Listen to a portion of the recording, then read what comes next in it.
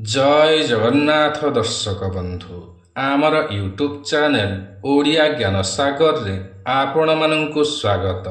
प्रिय दर्शक बंधु आज आमे आलोचना करिबा जे ज्योतिष शास्त्र रे कोन सब वर्णना करा जाई अछि मीन राशि रो झियो बा नारी मानंक विषय रे। पंचतत्व अनुसार मीन राशि जल तत्वर अंतर्गत होइथाए। जल तत्वर होइथिबा कारणरू एही राशिर नारी मानंकर हृदय बहुत ही कोमल होइथाए। एमाने अन्यमानंकु निस्वार्थ भावरे साहाय्य ओ सहयोग करिथांती, तथापि मध्य एमानंकु भेदभावर बदनाम मिलिथाए। मीन राशिर अधिपति ग्रह हेउछंती देवगुरु बृहस्पति। एथिपाई एही राशिर नारी माने ज्ञानी गुणी हेबा सहित परिवारर सठिक पालन पोषण भल भावरे करिपारंती। एही राशिर नारी माने कठिनरु कठिन समस्यार समाधान करिपारंती। एमानंकर भाव अति सरल हेले मध्य एमानंकर बुद्धि अत्यंत प्रखर होइथाए। कौनसी भी कठिन परिस्थिति को अति सरल भावरे समाधान करिपारंती। एमाने भल उपदेशक होइथांती। एमाने अन्यमानंकर मनर कथाकू अति सहजरे पढ़ी पारंती। एणु एमानंकर सामनारे मिछ अभिनय धरा पड़ी जाइथाए। एमाने काहारी सहित कथा हेबा समयरे अति लाजुकी होई पड़ंती, तथापि मध्य कथार सठिक तथ्य जानी पारंती। एही राशिर नारी माने कला ओ कलाकृति रे अत्यंत रुचि रखिथांती। एमाने निजर भावना को चित्र ओ कला द्वारा अति सुंदर भावरे प्रकाश करि पारंती। एमाने अत्यंत सचोट होइथांती ओ सत्यर सर्वदा साथ देइथांती। हार जीत को नहीं प्रतिस्पर्धा करंती नाही, तथापि मध्य निजर गुण को दर्शाइबाकू जाई प्रतियोगितारे भाग नेइथांती। एही राशिर नारी माने कलह झगड़ा ठारू दूरेई रहिबाकू पसंद करिथांती। आध्यात्मिक लोकमानंक सहित मिसिबा ओ सेमानंक ठारू ज्ञानवर्धक कथामान आहरण करिबारे बहुत रुचि रखिथांती। तथापि मध्य पूजापाठ अपेक्षा लोकमानंकर सेवा करिबारे अत्यंत आनंद पाइथांती। प्रेम हेउ बा विवाह सबुथिरे एमाने सचोट होइथांती, तथापि मध्य एमानंकर जीवन साथी एमानंक उपरे सेतेटा संतुष्ट नथांती।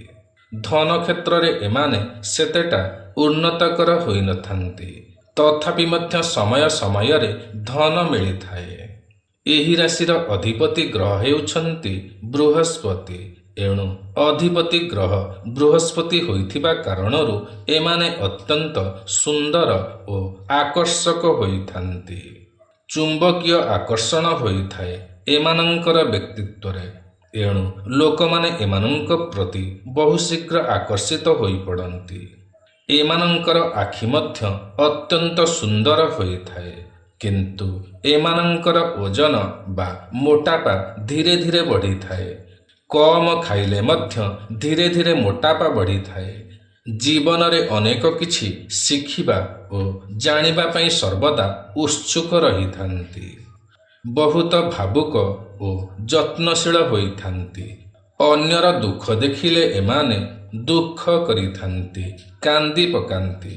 अन्य मानंकु जल्दी विश्वास करिनियंती। एणु विश्वासघातकतार शिकार होइथांती।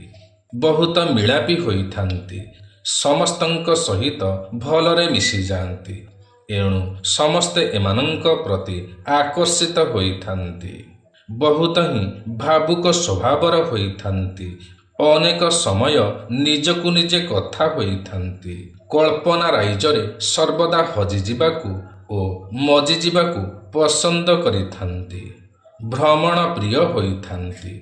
खास करिकी बण जंगल पहाड़ झरणा समुद्र आदि प्राकृतिक परिवेश बुली देखिबाकू पसंद करिथांती। एमाने निज जीवन निज तरीकारे बंचिबाकू पसंद करिथांती। एकदम स्वाधीन पक्षीटीए परी स्वाधीन भावरे उड़ी बुलिबाकू बा जीवन बंचिबाकू इच्छा रखिथांती। ବିବାହ ପରେ ଏମାନେ ପୂଜା ପାଠ, ଓଷା ବ୍ରତ ଉପବାସ ଆଦି ଅଧିକରୁ ଅଧିକ କରିଥାନ୍ତି। ଏହି କାରଣ ପାଇଁ ଏକ ଅଦୃଶ୍ୟ ଶକ୍ତି ଏମାନଙ୍କର ସାଥ ଦେଇଥାଏ। ଏଣୁ ଏମାନେ ଅନେକ ଗୁପ୍ତ କଥା, ଅନେକ ଭବିଷ୍ୟତ କଥା ଆଗରୁ ହିଁ ଜାଣିପାରନ୍ତି।